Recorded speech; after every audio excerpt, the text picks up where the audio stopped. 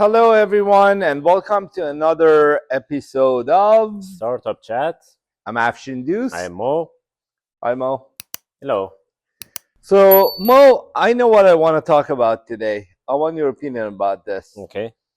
Y Combinator Mm-hmm. is a very famous incubator accelerator. And they have a service where they help people find co-founders.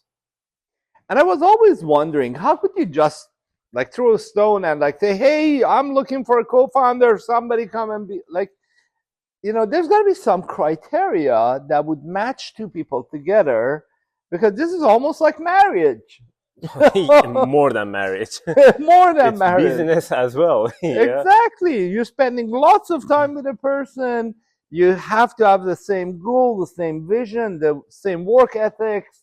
Yes. There's a lot of things that need to rhyme in order for you to have a co-founder. And then an extension of that is your other team members.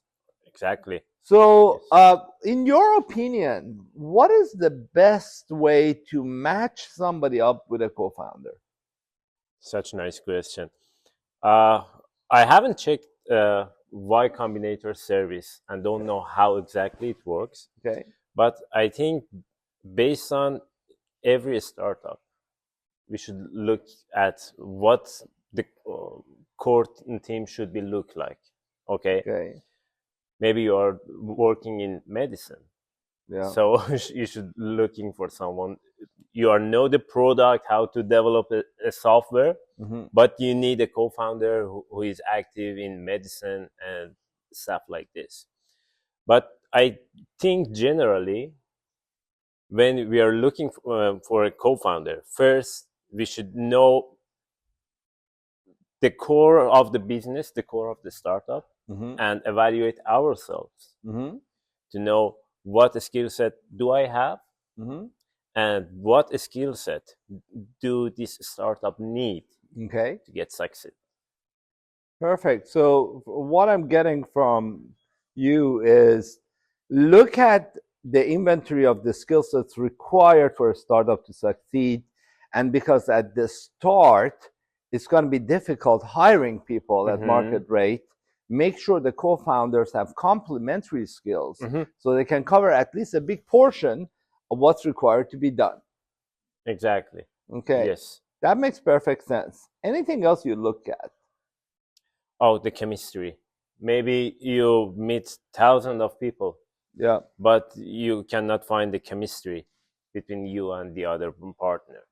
So it's not just look at the skill set. See if you can handle this guy every day from morning to evening. Okay. So is it to handle them? Not handle or them, to actually to enjoy them, spending yes. time with them? Yes. It's completely different. If you're just going to say, okay, I'll put up with this guy because we have a goal. If it's put up, it will not last forever. Okay. So you actually have to enjoy the time you're spending together. Exactly. Okay, this is getting closer and closer to looking like a marriage kind of thing. It's more than marriage. Yeah. If you look at the time you spend at your company, and you look at the time you spend with your partner, and when you are at home, you will see most of the time that you are awake and you are doing something actually in the day, it's with your business founder. Very true. So I want to add a few layers to that, maybe a few other points. So in my opinion, you should start with the vision that you have for your life and your work ethics. Okay. And you got to make sure that they're aligned with your co-founder. As an example, I've seen people where somebody says, I want to work 16 hours a day. Another person says, I would love to be able to work 16 hours a day, but I just can't. I have other obligations. And so I can only put in 4 to 8 hours a day. Yes. And so at the beginning, it might seem this is an okay thing, but as time passes, you'll find out, well, I think I'm contributing more. Yes. So maybe the effectiveness of the time you put in can be measured, maybe task-oriented or whatever, but these things need to be looked at. Other things is, where do you want to go with this business? Somebody might say, I want to develop it, flip it as soon as I can. Like somebody Yeah. gives me X amount of dollars, I'm out. And somebody else might say, no, this is my passion. I want to stay in this field. I want to work. I want to build something massive. Mm-hmm. And I don't want to just flip it and move on to the next, because this is what I want to do for the rest of my life. It's my ikigai, right? Yes. So I think those things matter when you start talking to a partner. It's like, where do you see your future? Like, how hard do you want to work? Where do you want to take this company? And once that is done, because the startups have a lot of challenges, Yes. you'll have to see how they deal with challenges. Do they just leave and say, I don't want to go through this? Or are they the type of people who thrive in overcoming those challenges? And also, you have to look at the financial situation of the partners, because startups usually can't pay market rate, and partners usually don't pay themselves anything close to a market rate Yeah. until they actually start producing, and that might take quite a while to happen. So can they go through all these rough times without getting paid properly until the time comes where you can relax a little bit more and start, living a more Yes. balanced life? Yes.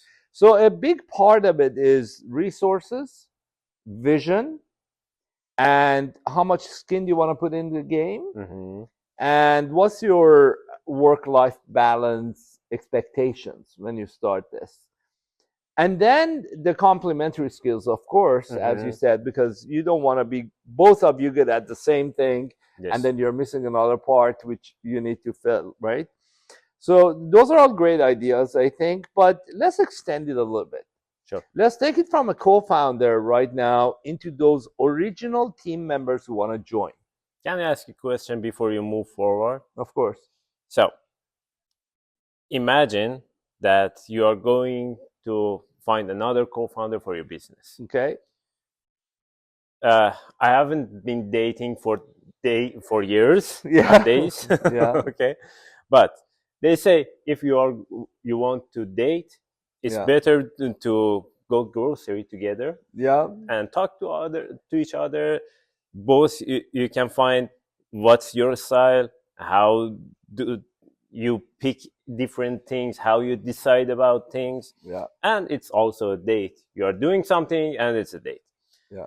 What would be the good example to find a co-founder like this? If you're going to find a partner for your business. Okay. How would you do that? I'll give you my 2 cents on what I think can happen if you want to go through an exercise. I think coming up with an issue that you can brainstorm on, maybe a real one, maybe a hypothetical one, and see how each person perceives it.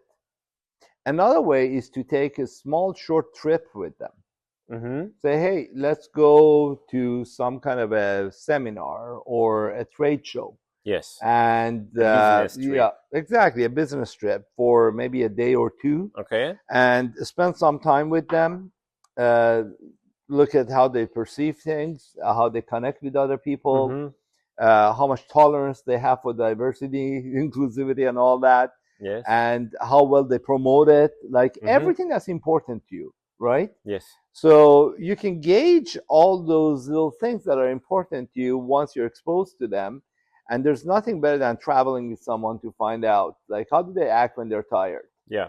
How about when they're sleepy? How about early in the morning? Are they an early morning person or a late night person? Like all those things you can find out while creating a problem you want to tackle together, or maybe go on a little trip. And I've done that before. Okay. And it's worked wonders for me. Nice. Interesting. Okay. Yeah. Let's back to conversation. Okay. So extend it a little bit into the first team members who want to join in. So you found the co-founder. You've got a goal together. You're putting together the plan and everything that you need to create a vision, clarity to move forward. And now you're starting to think, oh my God, we need people to help. Yes. So those first few people you bring in are critical. Yes, exactly. So how do you pick those? I told you.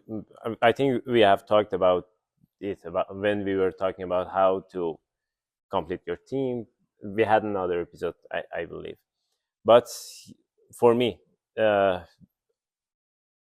mostly is soft skill, Yeah. because I know people can learn easily using ChatGPT to help.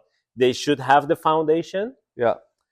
and they should have the eager to learn and deal with new challenges. Mm-hmm. But the most important thing is the chemistry and soft skill they have, Mm-hmm. and they can cope with you doing different tasks, not just doing, oh no, I'm just software developer. Okay. I won't touch anything else. So they got to roll up the sleeves and get things done. Exactly. Have a bias for action. Let's Yeah. just move forward. Let's Mhm. just push things forward rather than overanalyze and Yeah. try to think, how to compartmentalize duties and all that. Exactly. And especially for the first few people, because Mhm. that also sets the culture and the tone for the others who are joining in, right? Exactly. I Yes. agree with that totally. That makes perfect sense. What else? When the team is small, communication is easy and everyone can follow up each other very easy. Mm. But beside team making, having co-founder team making, Yeah. it's better to start documenting and having an infrastructure to communicate from day one, Mm-hmm. even if you are a small company. Yeah. Because again, it sets a culture in your Okay. company, and you can extend it to whatever level you can imagine. Okay. So maybe it's another topic for another episode. Yeah. But I think, having a good infrastructure, sorry, and it can help you a lot to be clear to each other. Yeah. And then moving forward without any conflict. Beautiful. So this is what I want to do. Mm-hmm. I want to talk, if you agree, about two subjects in the future episodes. Okay. One, negotiations. What and kind the of other negotiation? With business or with teammates? Any kind of negotiation. Yeah. I think just a blanket approach to how do you negotiate. So, and what's your style of negotiating, right?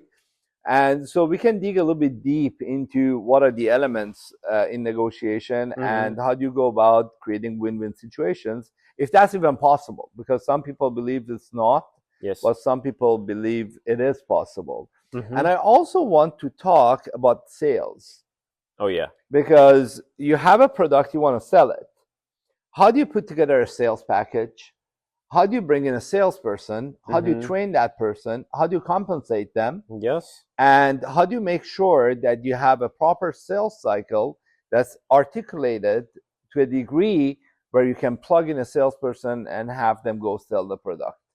So I think those two are important for startups because sometimes their approach to sales is not what it should be. And sometimes they over negotiate everything. Yeah. And they just get stuck in negotiations rather than just signing up, moving forward. I know there's an MOU that's one of our friends is negotiating right now, and it's an amazing opportunity for both sides. And I don't think there should be any negotiation. I think we should just move forward with lightning speed on it, right? And they say some people jump and then try to put together the parachute while going down, and some people want to test the parachute 20 times before they jump. So there's got to be a balance between how you do things. So next episode, negotiations. Sure. The one after that, sales team, how to put together the sales collateral cycle. Yes. Yeah, perfect. Sure. Anything else you want to add before we go? No, I'm gonna learn from you for next episode. Negotiation. You're too kind. You are the master. So you're too kind. A master who never ever negotiates. Because I've never negotiated in my life. That's a strategy. Yeah, maybe that is. Yeah. So, and I'll tell you why I don't do that in the next episode. Okay. But anyways, well, thank you for watching. And please do like and follow us if you wish to. And we would love to hear back from you, your ideas, maybe any questions you might have. And we'd love to talk about any suggested topics you might give us. Until next episode, have a great day. See you.